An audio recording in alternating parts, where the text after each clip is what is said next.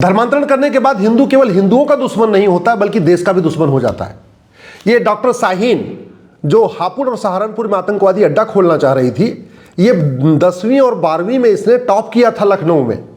उसके बाद इसने प्रयाग से सरकार गवर्नमेंट कॉलेज से इसने एमबीबीएस किया, कानपुर से इसने गवर्नमेंट कॉलेज से इसने पीजी किया, गवर्नमेंट डॉक्टर हो गई, बाकायदा टीचर प्रोफेसर हो चुकी थी। इसके बावजूद ये भारत को बर्बाद करने की पूरी प्लानिंग कर रही थी, जैसे मोहम्मद के लिए काम कर रही थी, महिलाओं का आतंकवादी दस्ता बनाना चाह रही थी। और हापुड़ और सहारनपुर में तो बाकायदा इसने आतंकवादी कैंप के लिए पूरी जगह भी ढूंढ लिया था। इसके अलावा ये अमरोहा में, मुरादाबाद में, संभल में, बिजनौर में, सहारनपुर में, हापुड़ में जगह जगह जाके महिलाओं की सभा भी कर लिया था, महिलाओं का ब्रेन वॉश करना शुरू कर दिया था, महिलाओं को बाकायदा फिरंगी कहते नहीं आत्मघाती दस्ता बनाने की तैयारी कर रही थी।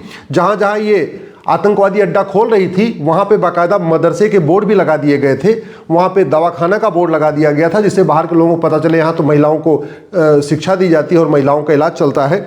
मोबाइल जैमर लगा दिए गए थे जिससे इसकी बात कोई ट्रैप न कर पाए। इसको जो फंडिंग हो रही थी वो विदेशों से हवाला के जरिए हो रही थी। इसके अलावा यहाँ भारत के अंदर जो नकली दवाओं का कारोबार करते हैं वो भी फंडिंग कर रहे थे, जो ड्रग स्मगलर हैं वो भी इसको फंडिंग कर रहे थे। इसके एनजीओ को विदेशों से एफसीआरए के जरिए फंडिंग आ रही थी और इसका मंसूबा था भारत में फिदायीन हमला करना, महिलाओं को आत्मघाती दस्ता बना के उनको जगह जगह अलग अलग शहरों में जाके बम विस्फोट करवाना। सवाल यह है कि आखिर क्या कारण है कि जैसे ही हिंदू कन्वर्ट हो जाता है वो हिंदुओं का दुश्मन हो जाता है, जैसे ही हिंदू कन्वर्ट हो जाता है वो भारत से नफरत करने लगता है, भारत की संस्कृति से नफरत करने लगता है, भारत के देवी देवताओं से नफरत करने लगता है, भारत के त्योहारों से नफरत करने लगता है। ऐसा उसको क्या पढ़ाया जाता है, ऐसा उसको क्या सिखाया जाता है कि एक पढ़ी लिखी लड़की जो 10वीं में टॉपर थी, 12वीं में टॉपर थी, एमबीबीएस किया, पीजी किया, उसके बाद गायनोलॉजिस्ट बनी, डॉक्टर बनी, बहुत सारे काफ़ी समय तक इसने मेडिकल कॉलेज में पढ़ाया और वो जैसे मोहम्मद के लिए काम करने लग गई। हम ये तो नहीं कह सकते कि जो डॉक्टर शाहीन थी ये अनपढ़ थी, अनाड़ी थी, गंवार थी। हम ये भी नहीं कह सकते थे नहीं छोटा मोटा काम करती थी, 10वीं 12वीं में पढ़ी हुई थी। ये तो बाकायदा पीजी थी। तो कुछ तो गड़बड़ है, कुछ तो गड़बड़ है, इस बात को समझना पड़ेगा। मैं पहले भी कहता रहा हूँ, वेद पुराण बाइबल कुरान एक समान नहीं होता, मंदिर मस्जिद एक समान नहीं होता, अजान और भजन एक समान नहीं होता, गुरुकुल और मदरसा एक समान नहीं होता, इसमें अंतर है। लेकिन हमारे संविधान की शपथ लेने वाले आज तक इसी गलतफहमी में पड़े हुए हैं कि नहीं वेद पुराण बाइबल कुरान एक समान, गुरुकुल मदरसा एक समान, अजान और भजन एक समान, सारे मजहब एक समान, हिंदुज़म, जैनिज़्म, बुद्धिज़्म, सिखिज़्म, इस्लाम, क्रिश्चियनिटी एक समान, सभी किताबों में एक ही बात लिखी हुई है। ये गलतफहमी आज भी संविधान की शपथ लेने वाले सांसदों, विधायकों, मंत्रियों और जजों को है। ये जो शाहीन है ये बुनकर थी, यानी आज की डेट में कहें तो आपके वाराणसी में, प्रयाग में, आजमगढ़ में, मिर्ज़ापुर में, भदोही में, लखनऊ में बहुत बड़ी मात्रा में बुनकर हिंदू हैं। और वो जो बुनकर हैं उनको कुछ एरिया में SC/ST का दर्जा मिला हुआ है, कुछ एरिया में OBC का दर्जा मिला हुआ है। तो अगर शाहीन कन्वर्ट नहीं हुई होती, इसके पूर्वज कन्वर्ट नहीं हुए होते तो ये भी हिंदू रहते। अगर ये हिंदू होते तो आतंकवादी नहीं बनते। और आज के 7 पीढ़ी पहले ये शाहीन भी हिंदू थी, इसके जो दादा परदादा थे वो भी बुनकर थे। मुगलों के समय में जो बुनकर थे उनको जुलाहा कहा जाने लग गया, जो कन्वर्ट हो गए उनको जुलाहा नाम दे दिया गया। बात वही है, बुनकर शब्द को फारसी में जुलाहा कहते हैं। तो जब मुगलों के समय में ये कन्वर्ट हुए तो जो हिंदू बुनकर कन्वर्ट हो गए उनको जुलाहा कहने लग गए। और जुलाहा कहते कहते बाद में उनको अंसारी कहा जाने लग गया। तो ये जितने अंसारी हैं आपके खासतौर पे पूर्वांचल में, लखनऊ में, गोरखपुर में, आपके अयोध्या में, आपके प्रयाग में, वाराणसी में, सबके सब हिंदू हुआ करते थे। इसके भी पूर्वज हिंदू में थे, लेकिन कन्वर्ट हो गई तो देश के साथ गद्दारी, देश के साथ मक्कारी, देशद्रोह, बम ब्लास्ट, आत्मघाती दस्ता, हिंदुओं से नफरत, भारत से नफरत, भारत के त्योहारों से नफरत, भारत की संस्कृति से नफरत, सब कुछ शुरू हो गया। ये तो हो गई समस्या। समाधान क्या है? समाधान ये है कि जब भारत का विभाजन मजहब के आधार पर हो चुका है, फिर मजहब के आधार पर नियम कानून क्यों चल रहा है, मजहब के आधार पर आयोग और मंत्रालय क्यों चल रहा है, मजहब के आधार पर बोर्ड और ट्रिब्यूनल क्यों चल रहा है, मजहब के आधार पर लोन और वजीफा क्यों चल रहा है, जब मुगल चले गए तो यहाँ मदरसा क्यों चल रहा है, जब अंग्रेज चले गए तो मॉन्टेसरी स्कूल, मिशनरी स्कूल क्यों चल रहा है, जब देश का विभाजन मजहब के आधार पर हो गया फिर ये मुस्लिम लॉ क्यों चल रहा है, यूनिफॉर्म सिविल कोड का लागू क्यों नहीं हो रहा है, जब देश का विभाजन मजहब के आधार पर हो चुका चुका है, तो फिर मदरसा और मिशनरी स्कूल बंद करके, मॉन्टेसरी स्कूल बंद करके भारत में राइट टू इक्वल एजुकेशन क्यों नहीं लागू किया जा रहा है? समान शिक्षा लागू क्यों नहीं लिया जा रहा है? One nation one education board, one nation one syllabus, one nation one curriculum, 10वीं 12वीं तक सब बच्चे एक किताब पढ़े, एक जैसा पढ़े, ब्रेन वॉश करने का मौका ही नहीं मिलेगा। हालांकि उसके बाद भी गारंटी नहीं है, क्योंकि शाहीन तो 10वीं 12वीं करके उसके बाद MBBS करके MD करके ब्रेन वॉश हो गई, लेकिन कम से कम फाउंडेशन तो मजबूत किया जाए। सबसे बड़ी बात यह है कि भारत में जो 40 लाख एकड़ जमीन पे वक्फ बोर्ड का कब्जा है, वो आज तक 40 लाख जमीन वापस नहीं लिया गया। जो 40 लाख एकड़ जमीन पे चर्च ऑफ मिशनरीज का कब्जा था, वो भी आज तक लिया नहीं गया। तो इन जमीनों को वापस लेना पड़ेगा, क्योंकि उन जमीनों से जो पैसा आ रहा है वो पैसा इनके काम आ रहा है।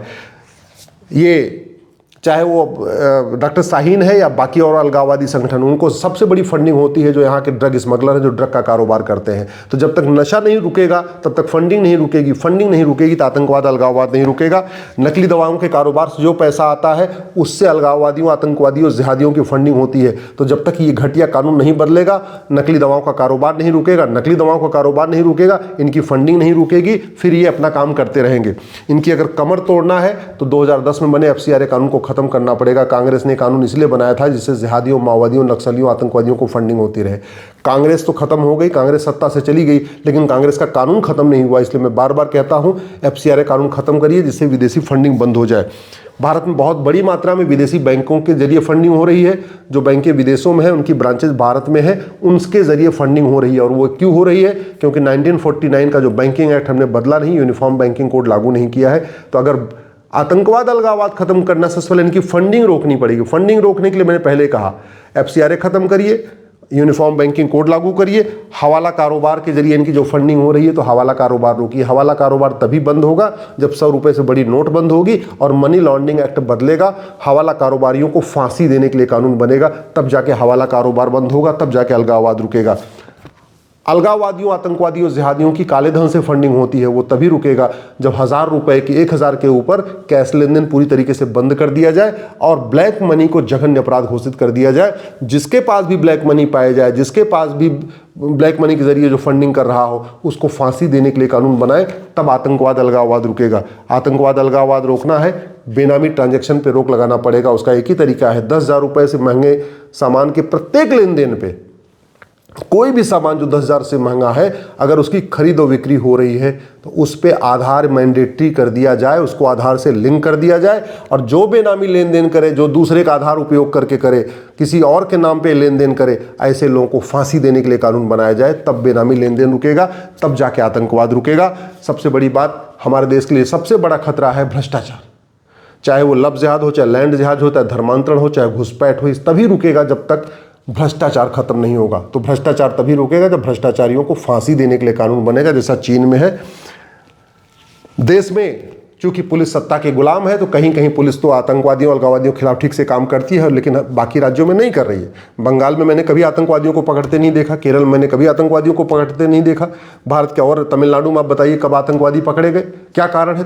भाई इनका स्लीपर सेल तो पूरे देश में काम कर रहा है। आतंकवादी हर जिले में काम कर रहे हैं, जिहादी हर जिले में काम कर रहे हैं, धर्मांतरण हर जिले में हो रहा है, घुसपैठिए हर जिले में है। फिर भी जहां बीजेपी रूल्ड स्टेट है वहां तो ये सब कार्रवाई हो रही है, नॉन बीजेपी रूल्ड स्टेट में कोई कार्रवाई नहीं हो रही है। क्यों? क्योंकि पुलिस सत्ता के गुलाम बनी है। तो पूरे देश की पुलिस तभी एक जैसा काम करेगी जब यूनिफॉर्म पुलिस कोड होगा, ये 1861 का घटिया पुलिस एक्ट खत्म होगा, पुलिस चार्टर लागू होगा, पुलिस रिस्पॉन्सिबल होगी, पुलिस अकाउंटेबल होगी, पुलिस को स्वतंत्र बनाया जाएगा, पुलिस को निष्पक्ष बनाया जाएगा। मैं पहले भी कह चुका रहा हूं, भारत की राष्ट्र की सुरक्षा के लिए एक नहीं कम से कम 10 खतरे हैं, लेकिन हमारे और उससे निपटने के लिए हमारे पास कानून है, नेशनल सिक्योरिटी एक्ट, लेकिन इसमें लिखा ही नहीं है कि राष्ट्र की सुरक्षा के लिए क्या क्या खतरे हैं। लव जिहाद, लैंड जिहाद, धर्मांतरण, घुसपैठ, जिहाद, आतंकवाद, मजहबी उन्माद, माओवाद, नक्सलवाद, इसको राष्ट्र की सुरक्षा के लिए खतरा घोषित करना चाहिए। कानून में कहीं लिखा ही नहीं कि क्या क्या हमारी राष्ट्र की सुरक्षा के लिए खतरा है। हमारे पास अनलॉफुल एक्टिविटी एक्ट है, UAPA है, लेकिन इसमें लिखा भी नहीं है कि क्या क्या अनलॉफुल एक्टिविटी है। इसलिए मैं सरकार से निवेदन कर रहा हूं, NSA बदलने के साथ साथ इसमें संशोधन करने के साथ साथ UAPA में संशोधन करें। आतंकवाद, जिहाद, मजहबी उन्माद, धर्मांतरण, घुसपैठ, लव जिहाद, लैंड जिहाद को अनलॉफुल एक्टिविटी डिक्लेयर करें, जिससे कोई कन्फ्यूजन न हो, पुलिस आराम से इनके खिलाफ ही लगा सके। और सबसे इंपॉर्टेंट है, जितना घटिया कानूनों का मकड़जाल चल रहा है उसको खत्म करके एक one nation one penal code बनाया जाए। इसी बीएनएस में एक चैप्टर लव जिहाद के ऊपर हो, एक चैप्टर लैंड जिहाद के ऊपर हो, एक चैप्टर घुसपैठ के ऊपर हो, एक चैप्टर ड्रग स्मगलिंग के ऊपर हो, एक चैप्टर धर्मांतरण के ऊपर हो, एक चैप्टर जनसंख्या विस्फोट के ऊपर हो, एक चैप्टर आतंकवाद के ऊपर हो, एक चैप्टर अलगाववाद के ऊपर हो, एक चैप्टर माओवाद नक्सलवाद के ऊपर हो, एक चैप्टर जिहाद के ऊपर हो, तब जाके भारत सुरक्षित बनेगा। अगर देश को बचाना है तो सबसे पहले हमें भी इसको, ये जो हमारा एविडेंस एक्ट है इसको बदलना पड़ेगा, जो साक्ष्य अधिनियम इसको बदलना पड़ेगा, क्योंकि आतंकवादी जो बम ब्लास्ट करके खुद मरने के लिए तैयार हैं, ये पुलिस के चार डंडा मारने से सच नहीं बताएंगे। जो आदमी खुद फटने के लिए तैयार है, खुद बम लगा के जलने के लिए, फटने के लिए तैयार है, उसको पुलिस अगर भूखा प्यासा रख देगी, चार डंडे मार देगी, तो पूरा सच नहीं बताने वाले।